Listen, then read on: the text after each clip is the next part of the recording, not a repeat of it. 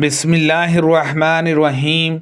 एक रोज़ मैं बाहर निकला तो देखा कि रसूलुल्लाह सल्लल्लाहु अलैहि वसल्लम तन्हा चल रहे थे और आपके साथ कोई भी ना था।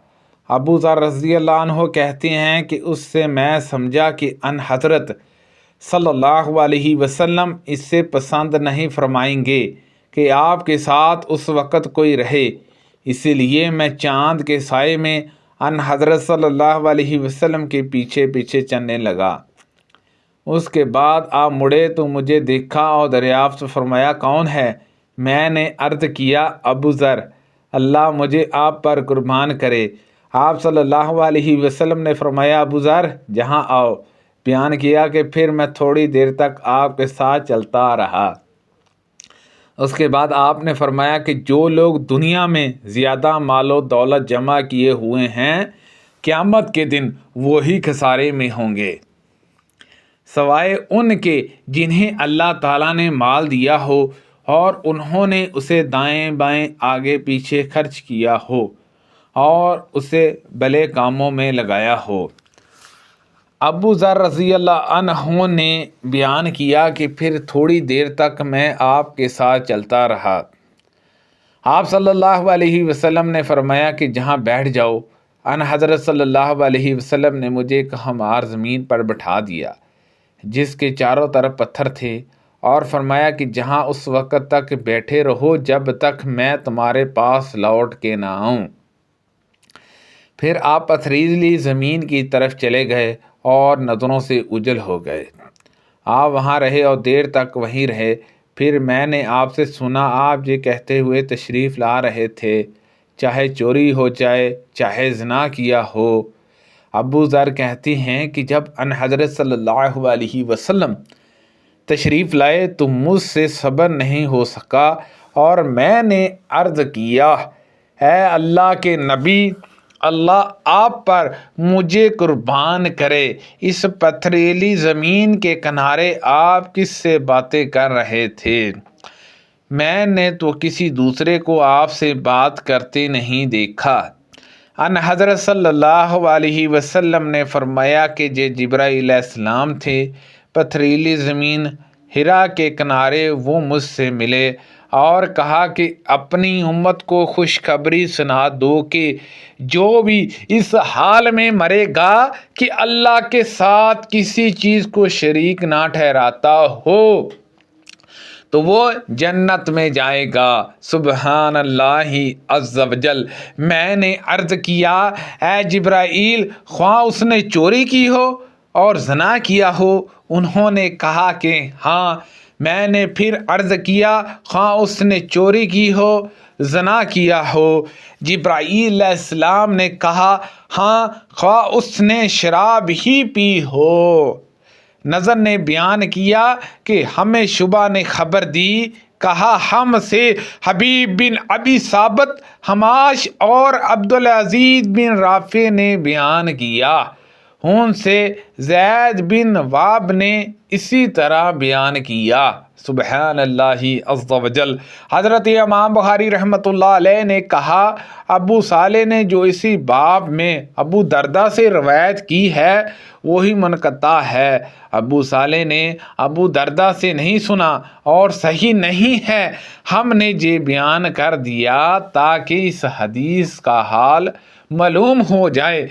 और सही अबू ज़र की हदीस है जो ऊपर मज़कूर हुई है। किसी ने इमाम बुखारी से पूछा, अता बिन यासर ने भी तो ये हदीस अबू दरदा से रवायत की है। उन्होंने कहा वो भी मुनक़ता है और सही नहीं है। आखिर सही वही अबू ज़र की हदीस निकली। इमाम बुखारी रहमतुल्लाह अलैह ने कहा, अबू दरदा की हदीस को छोड़ो, वो सनद लेने के लायक नहीं है क्योंकि वो मुनक़ता है।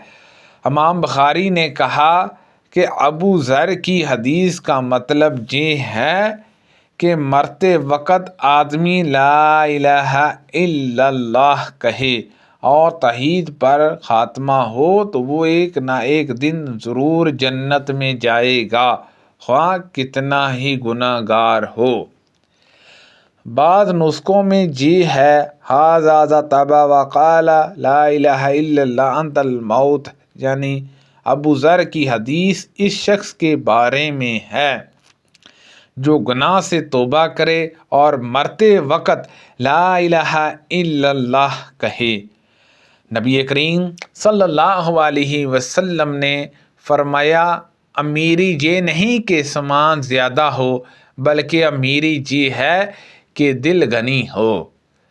ایک شخص رسول کریم صلی اللہ علیہ وسلم کے سامنے سے گزرا تو ان حضرت صلی اللہ علیہ وسلم نے ایک دوسرے شخص ابو ذر غفاری رضی اللہ عنہ سے جو آپ کے قریب بیٹھے ہوئے تھے پوچھا کہ اس شخص گزرنے والے کے متعلق تم کیا کہتے ہو؟ انہوں نے کہا کہ یہ معزز لوگوں میں سے ہے اور اللہ کی قسم یہ اس قابل ہے کہ اگر یہ پیغام نکاح بھیجے تو اس سے نکاح کر دیا جائے، اگر یہ سفارش کرے تو ان کی سفارش قبول کر لی جائے۔ بیان کیا کہ ان حضرت صلی اللہ علیہ وسلم یہ سن کر خاموش ہو گئے۔ اس کے بعد ایک دوسرے صاحب گزرے۔ ان حضرت صلی اللہ علیہ وسلم نے ان سے ان کے متعلق بھی پوچھا کہ ان کے بارے میں تمہاری کیا رائے ہے؟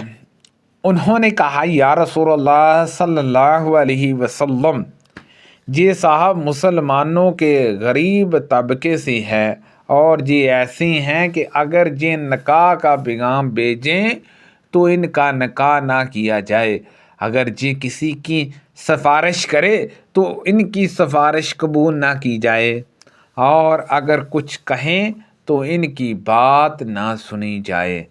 ان حضرت صلی اللہ علیہ وسلم نے اس کے بعد فرمایا اللہ کے نزدیک یہ پچھلا محتاج شخص اگلے مالدار شخص سے گو ویسا آدمی زمین بر کر ہو بہتر ہے۔ نبی کریم صلی اللہ علیہ وسلم نے کبھی میز پر کھانا نہیں کھایا یہاں تک کہ آپ کی وفات ہو گئی، اور نہ وفات تک آپ نے کبھی باریک چپاتی تناول فرمائی۔ نبی کریم صلی اللہ علیہ وسلم کی وفات ہوئی تو میرے توشہ خانہ میں کوئی غلہ نہ تھا جو کسی جاندار کے کھانے کے قابل ہوتا، سوائے تھوڑے سے جو میرے توشہ خانہ میں تھے۔ میں ان میں ہی سے کھاتی رہی، آخر اکتا کر جب بہت دن ہو گئے تو میں نے انہیں ماپا تو وہ ختم ہو گئے۔ میں سب سے پہلا عرب ہوں جس نے اللہ کے راستے میں تیر چلائے۔